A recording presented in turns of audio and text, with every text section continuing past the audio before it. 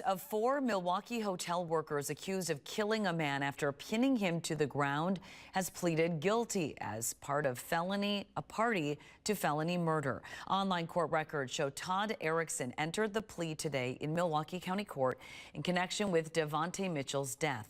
He faces up to 15 years in prison when he's sentenced September 3rd. Investigators say Mitchell got into a scuffle with four hotel workers, including Erickson, in the lobby of a Hyatt hotel in downtown Milwaukee back in June of last year. The four men took Mitchell to the ground and pinned him there. When emergency responders arrived, Mitchell had stopped breathing.